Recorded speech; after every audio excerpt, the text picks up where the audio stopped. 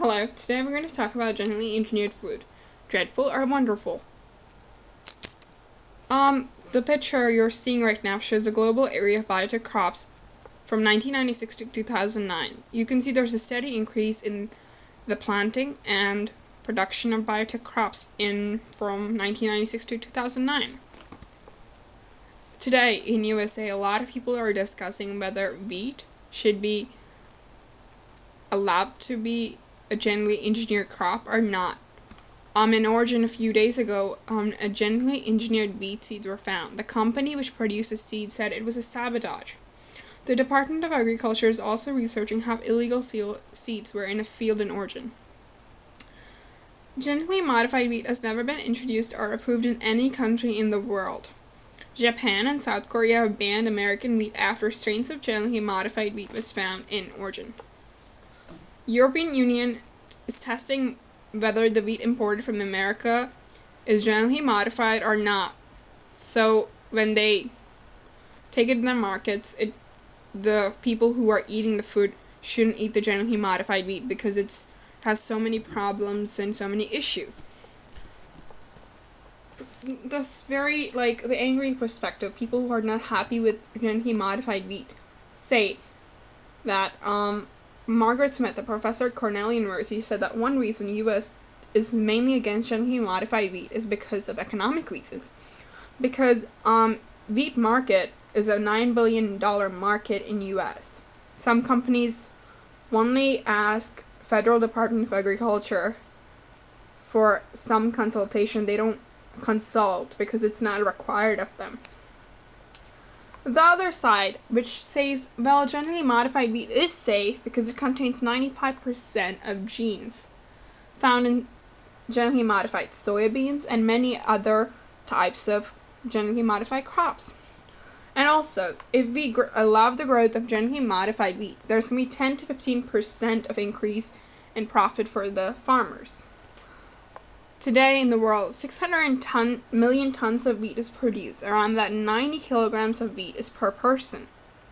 So you can see the wheat is a pretty big product and a pretty big crop that we eat daily in our lives. And if we allow genetically modified crops, it can get rid of root diseases such as fungal diseases and other diseases that come from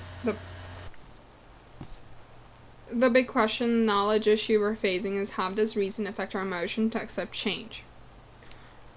The emotion, the happy perspective, the people who support genetically modified crops say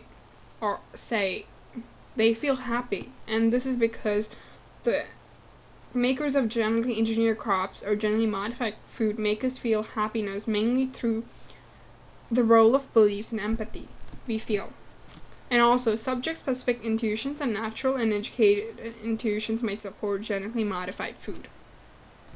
The role of belief in emotion. Well, the role of belief. Emotions can be affected by our beliefs. That's very true. For example, food is a key to life. If there's a lot of food because of GM food, everyone will have food, then nobody's left out.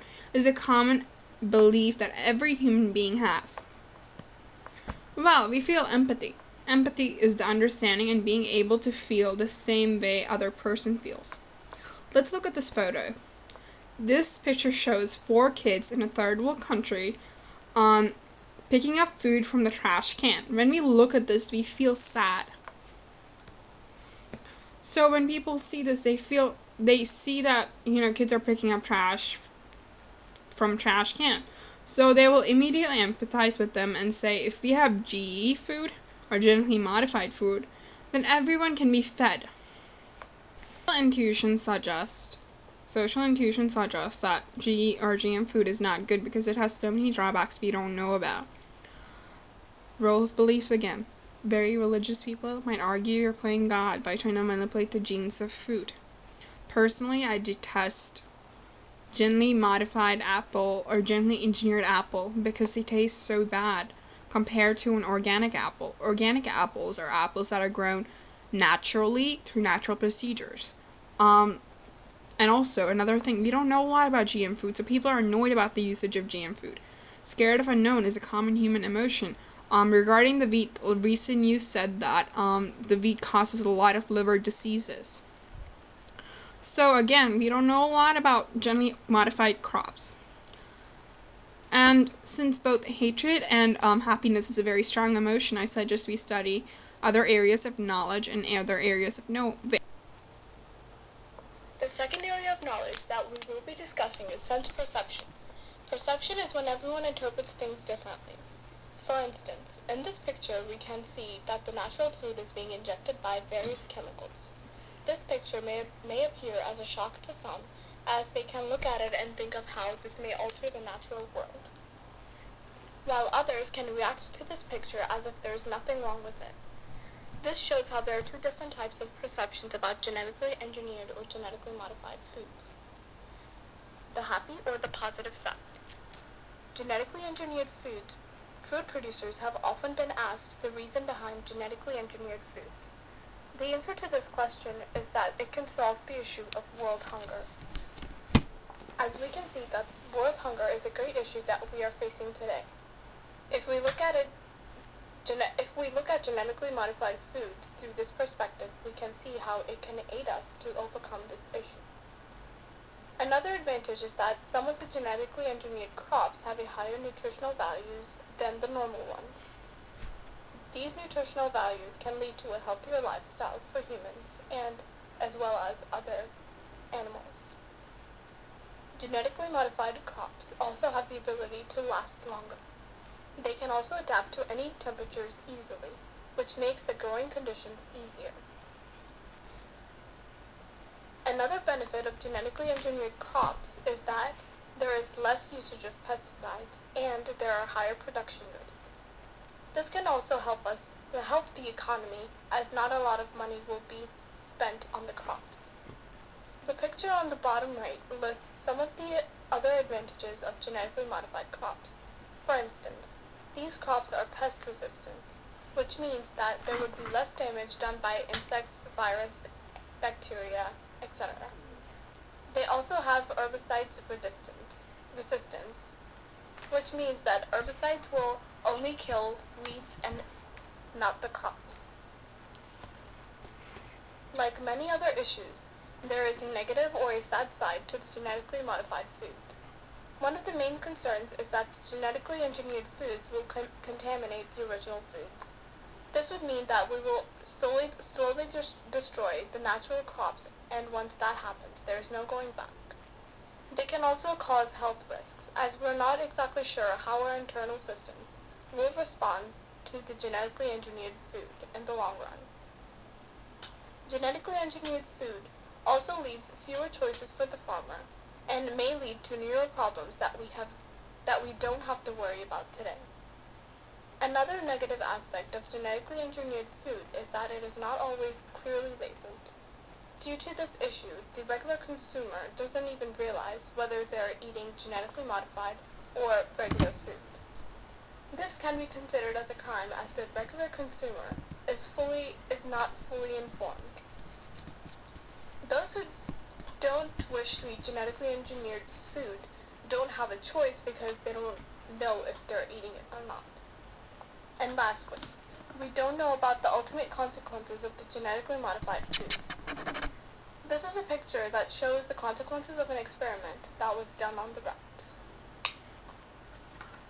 The next area of knowledge is reason. Through reason we can see that genetically engineered foods are easier to produce and that they can be produced in large quantities.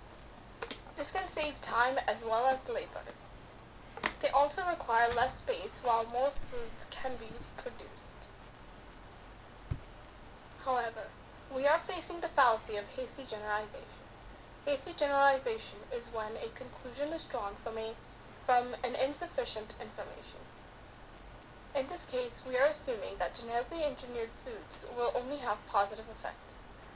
By doing this, we are eliminating the possibility of negative and possibly fatal consequences that we might have to face in the coming future.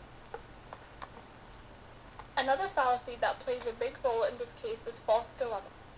False dilemma is to assume that there are only a limited number of alternatives to a given situation.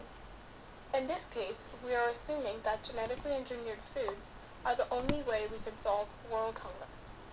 In other words, we're not looking at any other options that we might have. These other options could also outweigh the cons.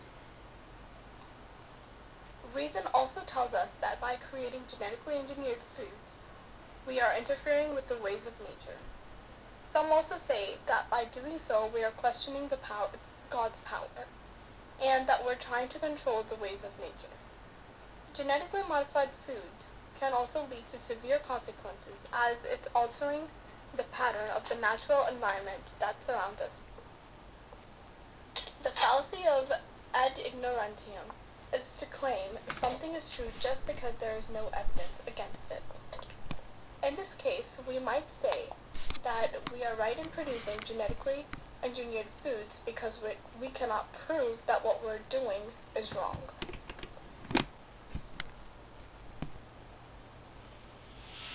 Scientists say that genetically modified foods are safe, but many people are still uncomfortable about eating them, saying they're unnatural.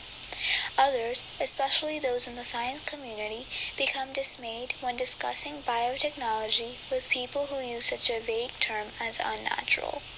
Paul B. Thompson says even people who label foods as unnatural don't always have an exact explanation for why they think the way they do. According to Thompson, part of the anxiety about genetically engineered foods is that our view of how the world works is eroding away from underneath our feet. It's a shame that this anxiety has been attached so strongly to genetically engineered foods because the feeling really exists in many areas of life. Thompson says there are reasonable explanations for why people might think genetically modified foods are unnatural. Pure, unadulterated foods have been important as long as people have been on Earth, because contaminated foods are a danger to one's health. The idea that a gene has been added to a food that wasn't originally part of that food makes it seem impure, which according to deep-rooted beliefs makes it seem harmful. But he points out that there is a problem with that type of reasoning. Scientists are finding that foods we might consider pure aren't, at least with respect to their biochemistry. For me, there's nothing that connotes good food more than a late summer ripe tomato. But is it pure? The tomato is developed from a plant that was poisonous, and that same tomato I love to eat contains mutagens, which are biochemical substances that can induce changes in cell growth. But current scientific thinking is that mutagens in our food are counterbalanced by other compounds that are anti-mutagens. That's what makes it an ordinary tomato safe to eat. The idea that foods considered pure and natural may contain harmful or cancer-causing substances conflicts with deep-rooted moral and cultural notions about food, and simply adds to the anxiety about food. Another reason that people might consider genetically modified foods to be unnatural has to do with an idea that all living things, including crops, have some kind of natural essence. This natural essence gives each living thing a level of moral standing that varies.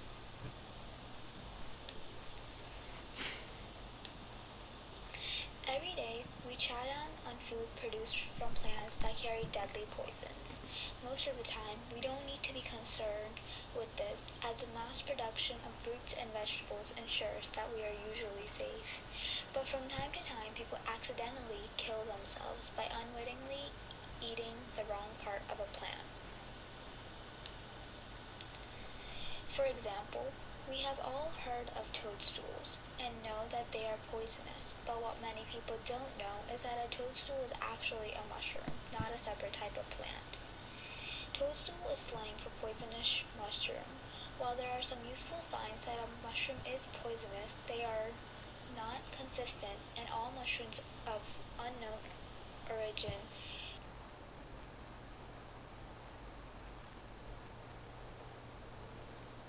insect resistance. Most genetically engineered crops are either engineered to produce their own pesticide in the form of Bacillus thuringiensis (BT), or are engineered to be resistant to herbicides, which include Roundup Ready crops.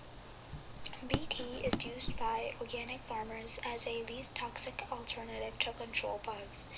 Organic farmers use Bacillus thuringiensis sparingly and only as a last resort, but thousands of acres of genetically engineered crops contain BT. It's only a matter of time before insects become resistant to BT. Some scientists say as little as 3 to 5 years. Then organic farmers will be left without this important tool. The biotech industry and government assures us that genetically engineered foods are safe. But scientific studies suggest this is not the case. A study published in Journal of Medicinal Food shows that herbicide-resistant soy varieties contain lower levels of beneficial plant estrogens when compared to non-genetically engineered soybeans. A 1996 study published in the International Journal of Health Services reported that milk from cows injected with recombinant bovine growth hormone, RBGH, a synthetically produced hormone that makes cows produce more milk, contains increased levels of a growth factor that has been linked to breast cancers in humans. In general, you're likely to get nutrient losses in the 5 to 15% range. This range is dramatically lower than the losses that occur in food processing or in many cafeterias and restaurants where food is routinely overcooked. The longer a food is exposed to heat, the greater the nutrient loss. Extreme heat destroys food's natural enzymes, which is nutritionally bad enough, but with the addition of inexpensive saturated oils and unhealthy fats, processed foods have become a little more than processed poison. Frozen and canned foods lose 1/3 of their vitamin content over a period of a couple of months after being stored. Here in the United States, there are many families that work to earn money for their household. Moms especially devote most of their times at work and they do not get the time to cook. They decide to buy food from a fast food restaurant because it is quick and easy. As a result, processed foods would harm the lives of farmers because they grow crops as a living. Families of the farmers would then suffer from major financial losses. On the other hand, this is an advantage to the public areas where food is sold because they make a profit out of what they sell. To conclude, reasons affect our emotion to accept change in many ways. For some people, it's an easy process, but for some, a lot of fears and other factors make it such a long process. For some, they don't accept it at all. There's 3 issues that affect our nation today and our world is, go back to our knowledge issues, nuclear bomb, nuclear power plants, abortion, and gay rights. All these topics bring about the question, how does reason affect our emotion to accept change? Nuclear bombs and nuclear power plants, we don't know much about it. And since the Fukushima disaster in Japan, the Chernobyl in Russia, and the Hiroshima and Nagasaki bombing, people are afraid of nuclear bombs. And even if scientists invest a lot of time and money into studying it, we don't know a lot about it, and some consequences are irreversible, especially about nuclear bombs. Abortion and Roe versus Wade is a huge case that people debate even today. Even though abortion is legal, a lot of people want to reverse the case, making abortion illegal. Another thing that affects U.S. and many other countries in the world is, should gay rights be legal or not? And people have a hard time accepting the change of making gay rights legal. And this is the citations and websites that we use for our presentation. Thank you for watching.